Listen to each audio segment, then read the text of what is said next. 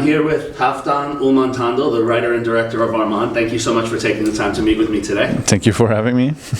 So congratulations on Edinburgh and your first feature film. Thank you.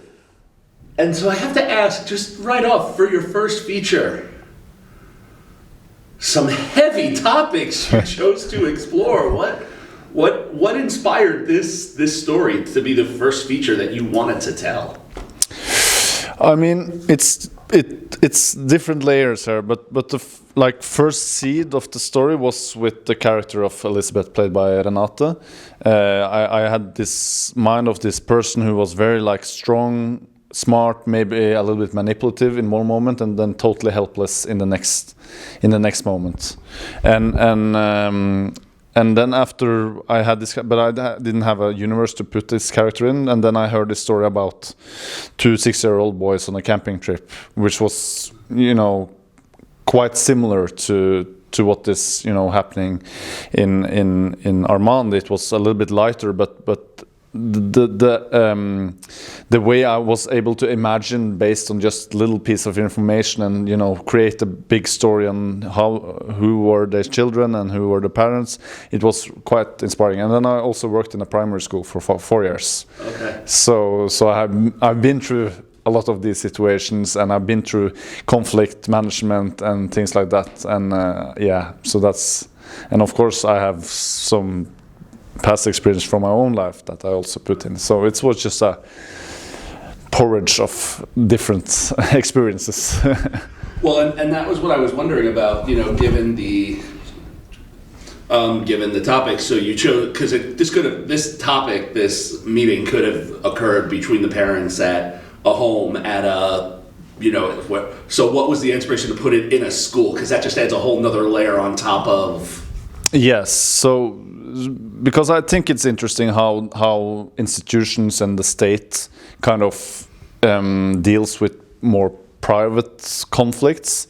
I think there's something very interesting in that relation. So that's why I wanted it to be in a school, because then you have kind of the government and the state and the institution who goes in a quite personal and private conflict and tries to manage it, but it's unmanageable, and they try to show action or take action, but they don't want any responsibility. And I think there's something. It's a tension in that relation between the private and the public, which I wanted to have in this film. Nice. And it's so interesting that we never meet the children. We only deal with the adults. So we're constantly in this kind of frame of how much of this is true, how much of this is being built.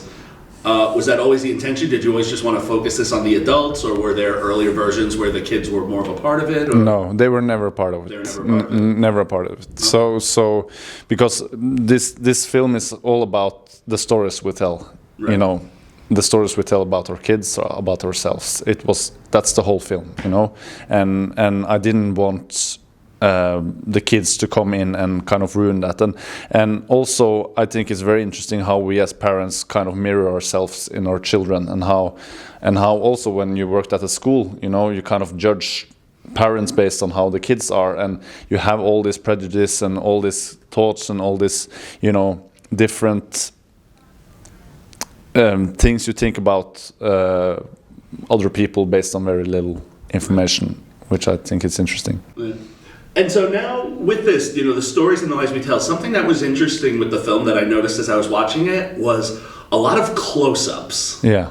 There weren't a lot of mid-shots and bring everyone together. So what were the conversations like with you and your cinematographer? Paul. Paul? Yeah. What were the conversations like when you were working together to plan how this was gonna look? Yeah, so it was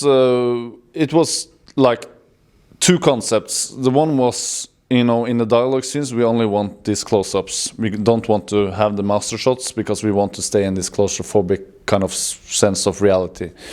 And also, when we do move ourselves a little bit further away from the camera, we want a distance between the actors and the camera. We were really inspired by Spielberg, how he set up his framing. We were really, occupied with creating different frames in one shot, which I think is a lost art almost in contemporary cinema. So we really wanted to take that a little bit back, or make mise-en-scène great again, as we said. But with the close-ups, that was obviously for us to create this claustrophobic sense of the state of mind. Yeah. And kind of ironic to create this claustrophobic sense, which you felt in a big empty school. Yes. And you used another one when you talk about, that dance between the camera and the shots. But I'm also curious to know what inspired, and a mini spoiler, so hopefully when people watch this clip, they will have seen the film already. I'm going to hold this. We're so grounded in the reality of the situation and what we're watching. And then we have this scene with the custodian, and then we have the scene that's almost like the other choreographed number with all the parents. What was the inspiration to kind of what made you decide to shift tone, to kind of bring in a little bit more of the fantastical with the reality of the situation? I mean, it just like happened in a quite intuitive way for me. Okay. It made just a lot of sense doing it, because everybody's starting to lose their minds in a way, starting to lose track of what is real, what is true, what is not, what is a lie. They started to lose sense of who they are. And I know with my experience of losing myself and my sense of reality, you kind of start to fantasize, and then that fantasy is part of your reality. So I wanted it to be a little bit that kind of feeling, and also, of course, the nightmares sequence in the end. It's a quite illustrative just depiction of the theme and how Elizabeth is feeling with those around her. So, what is it that you're hoping that people take away from the film when they leave after they watch this? What do you want them to take out of this? After screening it both in Cannes and here now, I feel that when people has gone through kind of an emotional journey is my favorite thing, because they have felt every kind of emotions, anger and sorrow and humor and all these kind of emotions, and it's a lot of different kind of emotions to different scenes, and based on their own baggage. So I really love when people bring themselves into the film and are able to be open and learn some things about actually their own emotional landscape based on how they reflect on the film. Yeah. Well, thank you so much for taking time to speak with me, and best of luck with the film. Thank you so much. Thank you. Thank you.